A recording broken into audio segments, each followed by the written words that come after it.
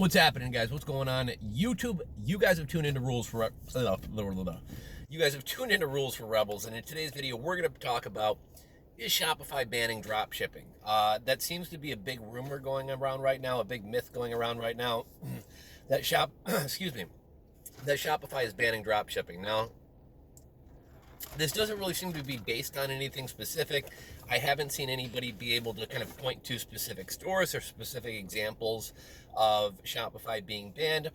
All that said, though, I will say that I do think Shopify is kind of trying to separate themselves from the image of being like the hub for dropshippers or the platform of choice for dropshippers.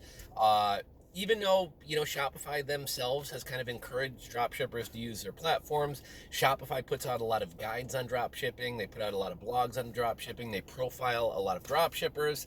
And shit, a couple years ago, they even bought Oberlo and kind of encouraged people to dropship. And I think that was a really smart move for getting Shopify out to the masses, for getting people to use it. There's no shortage of people writing blogs about Shopify, making Shopify tutorials. But now that Shopify is kind of in the mainstream, and Shopify really always has been a tool to help brick and mortar businesses bring their business online, or a tool for actual, real, long-lasting, sustainable businesses to roll out an e-commerce platform. Over the years, we've seen kind of the model shift to where everybody wanted to own and control their e-commerce platform to these days, platforms like Shopify, BigCommerce, Volusion, Square, now the model is kind of leasing your store, renting your store.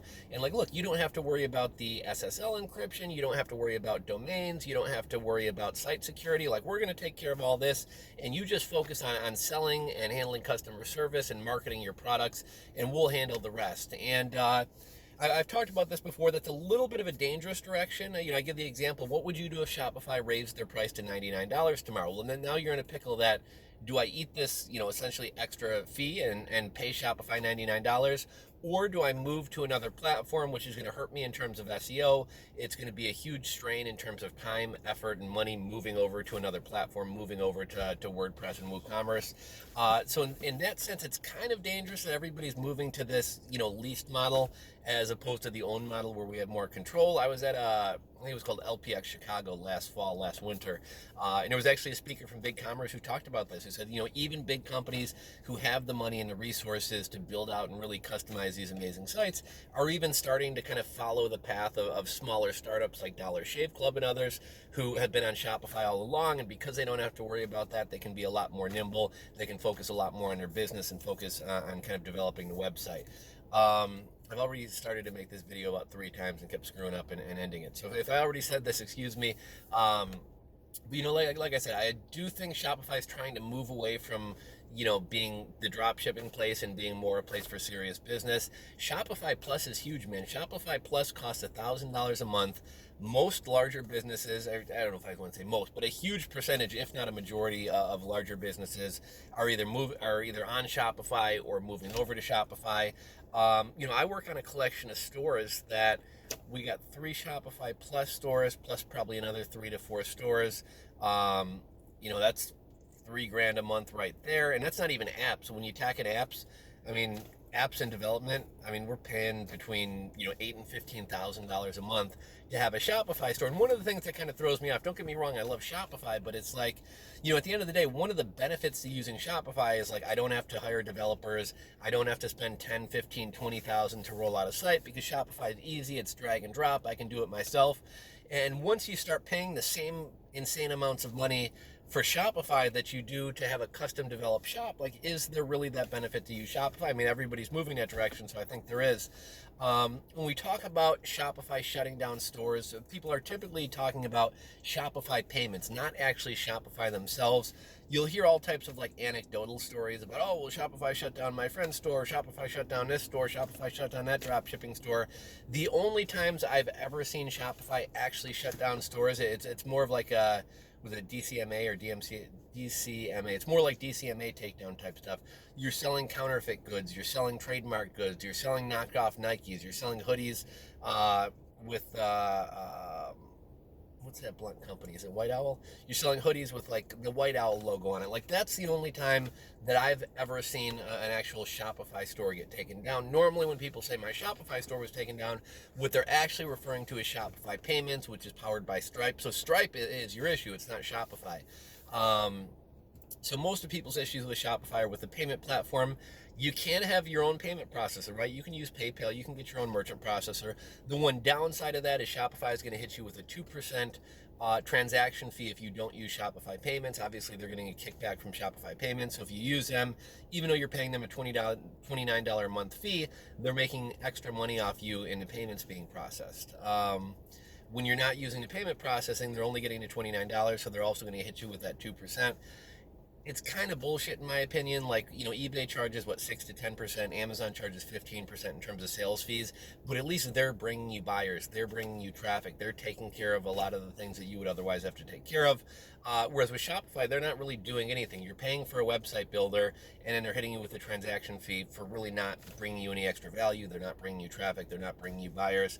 But shit, it's their platform, that's how it works. If any of you guys do run into that situation, by buying your way into a higher tier, the transaction fee goes to 2%, down to 1.5%, down to 0.5%. I believe the top tier Shopify plan is 0.5%. And then I think Shopify Plus, it may get lower. It might be 0.25% or 0.1%. I forget off the top of my head, but with a Shopify, basically the higher you go up in tiers, the less that transaction fee is going to get. So if you are using something besides Shopify Payments, even though you may not need the features in the higher Shopify packages, if you're actually doing a decent amount of volume, you're more than going to make up in that extra $150 you're paying a month by saving a percent and a half on the Shopify fees. So in terms of Shopify banning drop shippers, I'm not really sure where this is coming from, but it seems to be widely being talked about on forums, message boards, social media, and everybody has this anecdotal story of like, well, a friend of mine or this guy I know or I've been hearing about. I haven't seen any concrete examples of Shopify shutting down drop shipping stores. I will say dropshipping is actually against Stripe's TOS. If you read Stripe's TOS, they actually prohibit dropshipping. They call it high risk. Shopify Payments, which is essentially Stripe, it's almost the same TOS, but there is no mention of dropshipping. I think either they have a special relationship with Shopify and therefore Shopify customers, or they're kind of willing to look the other way as long as you don't have excessive returns or a lot of chargebacks. But it's always been really weird to me that Stripe doesn't allow dropshipping. Shopify does, even though Shopify is using Stripe. A lot of people are talking about this recent partnership with Facebook and Shopify. So basically, I thought Facebook Shops might have went away. I remember I had one probably back in 2012, 2013 for one of my stores. And it's just nobody ever bought anything off it. It was like, what's the point of even having it? I think they may have gotten rid of Shopify Shops a while back. But anyhow, Shopify, within the past day, 2 days, 3 days, it was announced that like Shopify and Facebook and Instagram kind of partnered up. Apparently, it's going to be really easy and really streamlined to essentially roll out a shop on Facebook. One thing I don't like in the world of e-commerce is how everything's getting so advanced. Like, it's not enough that I have my Shopify store. Now I have to have buyable pins and buyable Instagram things and a shop on Facebook. Personally, I feel like that kind of overcomplicates things. It's that many more things for me to have to kind of keep track on. I'm guessing this one, because it is a partnership, kind of integrates pretty well with Shopify, but that really has nothing to do with banning dropshippers. I'm not really sure where that's coming from. One thing we do see of a lot of companies is as companies mature and grow and as time goes on, a lot of companies become a little bit more conservative, right? Like a startup can be a little bit crazier, a little bit more offensive, a little bit less PC than an established company. And a company like Shopify, who starts off as a small startup and then continues to grow, like they're going to get more conservative. They're going to get more into the quote unquote, big business realm or whatever.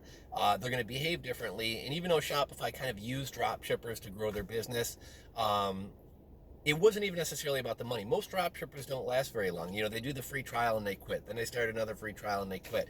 They run their store for 3 months, 4 months, they fail and they quit. Most of them are never using really expensive apps. They're never growing really large. Shopify's never making a ton of money off the payment processing from them. So the benefit of dropshippers and Shopify isn't money so much as, though I do think that the $29 a month Shopify gets from all these millions of drop shippers, like that adds up. That is a serious amount of money. But more than anything, the benefit of drop shippers to Shopify was just kind of getting the name out there and spreading the word about this Shopify platform. And then you start to get, real businesses who actually use Shopify. And that's where Shopify is making the real money. I think Shopify probably wouldn't hate getting away from like the 16-year-old millionaire, 18-year-old millionaire, drop shipping riches, AliExpress kind of image, and kind of be viewed as more of a serious platform for serious e-commerce businesses. And then another thing we've talked about over the years is dropshippers kind of in a way give Shopify a bad name, the vast majority of dropshippers. At the end of the day, dropshipping is nothing more than a fulfillment model. There's not really anything besides where the item is shipping from that differentiates a dropshipping store from a store that holds inventory or a warehouse or an established business. The difference, however, is that most dropshippers, especially dropshippers shipping stuff from Amazon to customers, eBay to customers, Walmart to customers, AliExpress to customers, they're not providing a good customer experience. And because there's 8 or 10 Shopify themes, if I'm using the debut theme and you're using the debut theme and my store drop ships and I take 6 weeks to get people packages, or I wind up just abandoning my store but never shutting it down, and orders are coming in that haven't been fulfilled, all these people who are having a bad experience with the Shopify store and my debut theme, well, you have an established business, you have a warehouse, you ship out same day, you provide great customer service. However, when somebody sees your store using the same theme as my store, kind of in the back of their head, they might kind of make a tie-in between these two things. And I think that's kind of what started the whole fad about remove the words powered from Shopify. If you ever watch somebody try to review somebody's stores or provide feedback and they don't know what the fuck they're talking about, the first thing they'll say is remove the powered by Shopify. Nobody gives a fuck about the powered by Shopify at the bottom of the site. If anything, powered by Shopify should inspire some confidence. Okay, at least this isn't some unsecure WordPress site thrown together. I know Shopify, I've heard of Shopify, they're a big company, I know this site's secure, I know they have SSL encryption, it kind of provides some confidence. I don't think it makes you look amateur or unprofessional or anything else. All these drop shippers are always talking about remove the powered by Shopify, remove the powered by Shopify. Sorry, I think the phone's gonna overheat here. I never really understood that. But people get really hyped about the remove the powered by Shopify, and I think that's because of kind of the bad impression that drop shippers maybe leave on a lot of their customers. So I'm not going to ramble on too much longer. I actually got to get running here. But no, I don't think Shopify is going to be banning drop shipping anytime soon.